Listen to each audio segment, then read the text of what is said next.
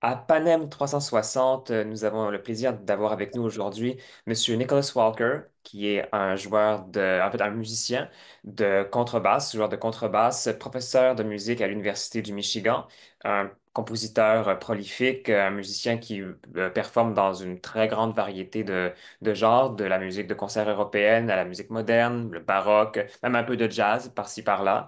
Et lui et des collègues musiciens vont performer lors d'un concert au Festival international du domaine forget, un concert qui s'appelle American Landscape, donc paysage américain, qu'on pourrait traduire en français. Nicholas, thank you very much for being with us. C'est un plaisir. Je suis très contente de parler avec vous. Excellent. Donc, avant de parler du programme en lui-même, du concert, parlez-nous un peu de comment cette idée de ce concert-là, puis de cette thématique de paysage américain, American Landscape, est née. Et c'est Mathieu, le directeur artistique, et Edith qui a choisi ça. Ils ont tous les deux beaucoup d'expérience en formation des idées artistiques et les idées qui vont avec les communautés et qui mélangent les communautés différentes de loin et très proches. Et à chaque été, on est ici à Domaine Forger et Mhm. à Québec dans un paysage très, très beau et Mhm. très, très proche de nos corps. Mhm. Euh, et peut-être c'est comme ça pour mélanger. Je ne sais pas. C'était pas mon idée Mhm. exactement, mais c'était mon morceau qui Oui. était choisi de, de, d'être une partie de ce programme. Ouais, c'est ça. Donc, justement, sur les morceaux qui vont être joués dans le programme et qui vont être entendus, euh, euh, il y a effectivement une de vos compositions dans ce programme-là, la sonate pour contrebasse. Euh, Qu'est-ce qui a guidé aussi le choix des autres pièces qu'il compose? Est-ce que c'était vous qui avez mis votre grain de sel et votre contribution dans le choix de ces œuvres-là avec vos autres collègues? Est-ce que c'est Mathieu aussi? Comment le programme s'est construit parce qu'il y a vraiment en fait, une thématique très claire, je trouve, dans vraiment vouloir présenter une sorte d'évolution oui, de la musique américaine telle qu'on le conçoit. Donc, est-ce que ça fait partie des intentions que vous vouliez montrer? Puis comment ces pièces-là s'articulent ensemble? Ouais, c'est une question excellente, mais je sais, c'est Mathieu et Edith, ils sont très intéressants de chaque individuel, chaque Mhm. compositeur, chaque musicien qui participait ici. Ils, tous les deux, ils savent d'où nous vient nos enfants, les maris de, I Mhm. don't know, en français, the spouse of Yes, us. oui, les maris, oui. Oui, les choses qui nous intéressent. Et je crois qu'ils ont tout ça dans la tête et ils, ils veulent mélanger tout ça dans une manière très, très intéressante et très Mhm. sensible. Et moi, j'étais touché qu'il souvient que j'avais écrit un morceau Mhm. euh, très américain, très dans le Midwest des États-Unis. Oui. C'était une pièce de Nebraska avec voilà, un petit paysage. L'inspiration vient de là. Oui, ça c'est une des pièces d'inspiration. But, oui, je crois que après des années, ils ont tout ça dans la tête. Et penser, moi, je suis pas directeur Mhm. d'une festival, donc Non, non, c'est ça. j'ai pas l'expérience de faire ça, mais j'ai participé dans beaucoup de festivals et quand il y a des gens qui très doués dans Mhm. cette manière, ça me touche beaucoup. Oui, non, c'est ça. Donc, c'est vraiment, vous allez jouer tous ensemble ce programme-là, presque pour la première fois. De certaine façon, vous allez vous entendre tous ensemble pour la première fois, bon, dans les répétitions que vous avez sûrement déjà commencé. Donc, vraiment, vous allez prendre le pouls de l'énergie de ces pièces-là, vraiment, pratiquement maintenant, là. Oui, exactement. Nous avons arrivé dimanche soir et Mhm. tout de suite, il faut commencer à répéter formuler tout ça pour donner et partager quelque chose avec le public, je sais pas, Oui, le public, oui. le public vendredi. Et donc, c'est vite, mais Mhm. c'est, il y a beaucoup d'énergie avec tout ça aussi. Oui, puis effectivement, c'est un programme, effectivement, comme je le mentionnais, qui est extrêmement varié parce que on voit clairement dans les choix, en fait, moi, je vois ça, des influences où on prend un peu de ce que des compositeurs ont voulu amener par l'héritage de la musique afro-américaine, notamment avec la suite pour violon de William Grant Still, Gershwin, bien sûr, qui a mis de l'avant avec son propre langage la musique des Afro-Américains, puis du jazz dans Porgy and Bess. Votre propre composition, dont on reparlera, puis également quelque chose de beaucoup plus traditionnel avec le quintet pour piano de Arthur Foote, qui est très européen dans sa construction, qui est très influencé par l'écriture romantique allemande, euh, qui, euh, qui est typique de la seconde école de la Nouvelle-Angleterre. Euh, donc, c'est vraiment un portrait global de la musique américaine, finalement. Oui, exactement, exactement. Et je suis enthousiaste ce soir. On va répéter tous les morceaux en séquence. Mhm. Séquence. Mhm. Yeah. Euh, et comme ça, on peut goûter comment ça va ensemble. Mais Mhm. jusque maintenant, c'était chaque groupe qui répète toute seule. OK. Et on va essayer de, ouais, I want to say stitch it together like, Yeah. Ah oui, les coudre ensemble, on pourrait dire. C'est ça, oui. l'assembler ensemble. Excellent. Euh, Parlez-nous un peu de votre propre composition, justement, la sonate pour contrebasse. Quel a été votre processus d'écriture pour cette pièce-là? Merci de demander ça. C'était une sonate pour contrebasse et piano. Oui, Euh, effectivement.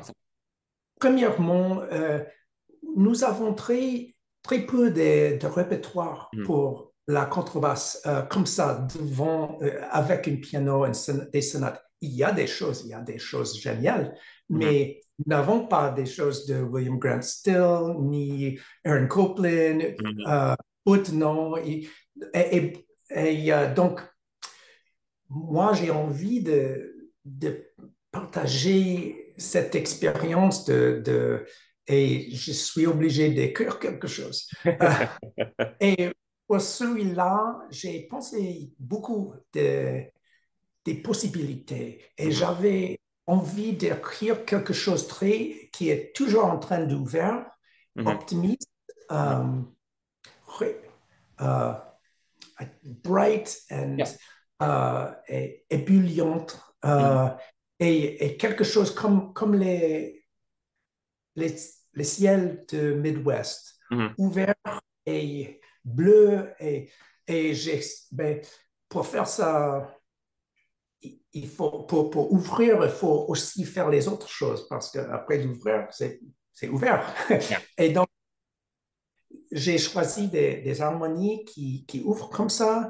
J'ai choisi des rythmes qui, qui mélangent dans une tapisserie Mhm, comme des nuages mhm, et, euh, et le structure, c'est très normal. C'est mhm.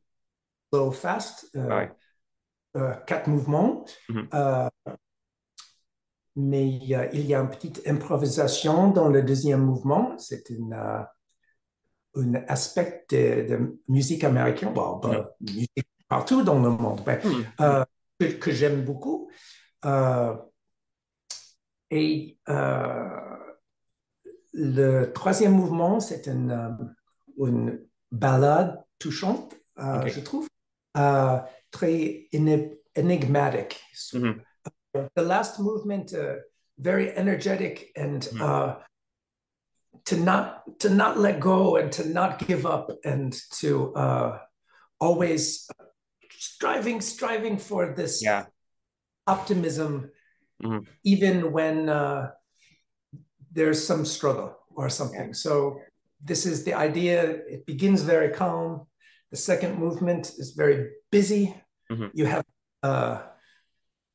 seven feeling.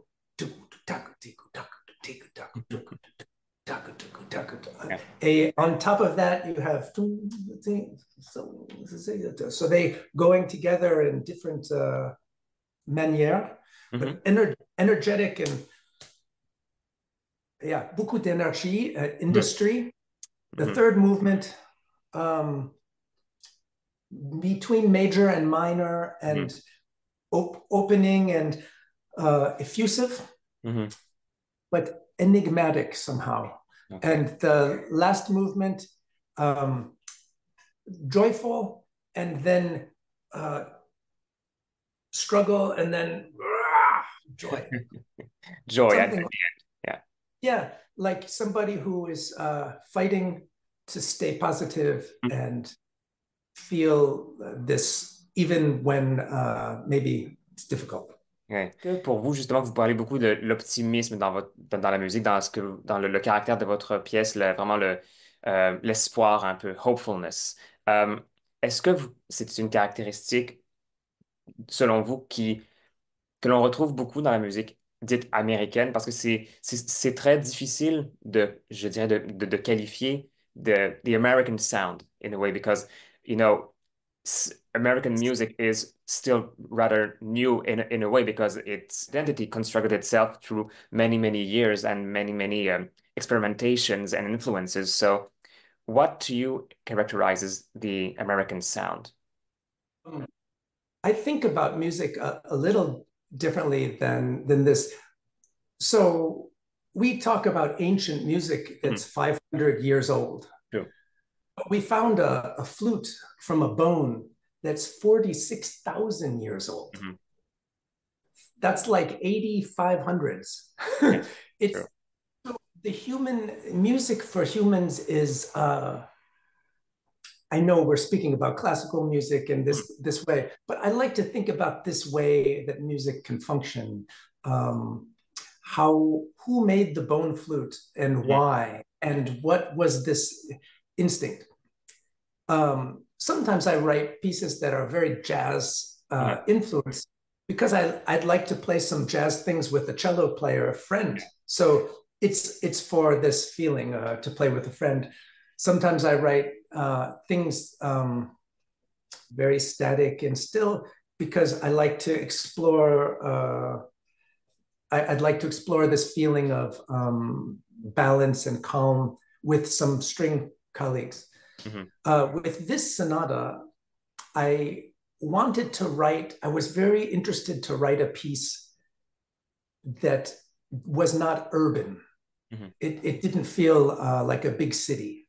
Mhm. And I wanted to write a piece that not one cool thing, another cool thing, but that I almost like word processor. Mhm. The ideas from the last movement would be in the first and the second, and they would all be held together. And I really admire composers who do this so effortlessly. And many of these composers are European composers, right? If I look at a Ravel sonata or Beethoven sonata or Schubert, or I mean the it's so clear, the ideas, all the whole piece, Haydn holds together in one piece. So I aspired to write this sound, Mhm. and I wanted it. Yeah, I didn't want it to feel urban, but Yeah. Midwest somehow. Yeah. And I had, yeah, I had some places and people in mind when I was writing it. Yeah. So really this spirit of openness and um, you know, vast plains and really a feeling that transcends you know, the open space and the feeling of endless possibilities in front of us. Yeah, in this image that I showed to you, Yes. in in the center is part of a camion, I think, Yes. Yes. and it has bullet holes in it. Right. This is an image from Jesse Robotham, Okay. and it's the cover of the sonata. Okay. Um, but and it's abandoned and it's useless, but look where it is. Mhm. And Yeah. and then my brother did the put the photo inside the photo. Mhm. So you have very close and the Yeah. very far, Very and far. Yeah. it just feels maybe that's a little bit what I was Mhm. trying So, to feel. yeah, right. But the process, it's not the composition process, it's not always so direct and Mhm. conscious. True. True. Some you start on one idea and then Mhm. you find out that the idea has something it wants to do. Mhm. Um, and so you wonder, am I making a choice or is the Mhm. making the choice? And some people I think are very uh, in touch with that, and I admire that feeling in music. And with this composition, I really took time to let it um, speak to me. Yeah. Sometimes when I was writing it, I remember I would put all the pages, the um, sketches, Mhm. on a big wall behind me, so I could Mhm. see hold the piece in my brain. Mhm. I think maybe somebody like Beethoven could hold a whole symphony in his brain. Mhm. I don't think I have a brain like that. And so I needed some kind of help to try to feel how can I Mhm. quickly hold all the parts of it. Yeah. And after time, maybe somebody who makes a film Mhm. knows how to do this really well, then they go back, they say, oh, we have to put that at the beginning so that when the character develops, I Mhm. was trying to work in this way. Yeah. Right. So it will be an interesting concert. Ce sera un concert vraiment intéressant à venir entendre au Domaine Forget. American Landscape avec vous, Nicholas Walker. Et nommons également vos autres collègues musiciens, Rachel Barton Pine, Violaine Melançon, Miguel da Silva, Isaac Chalk, Philippe Muller, and Waitang Wang et Megan Millets au piano. Oh, Euh, yeah. C'est beaucoup de bien bons noms. sûr que jouer avec Megan Millett. Oh, quel artiste. Et les autres aussi, j'ai entendu dans les années passées. Et j'ai joué avec Violaine et Mhm. Rachel Barton Pine. Oh, c'est tous les musiciens. Mhm. Fantastique. Oui, donc une belle expérience autant pour le public que pour vous là-dessus. C'est un honneur et je suis content de mettre la contrebasse à côté des autres. Absolument. Absolument. Eh bien, merci beaucoup, Monsieur Walker, de nous avoir parlé et Merci à vous et merci d'être intéressé de ce concert. ça fait plaisir.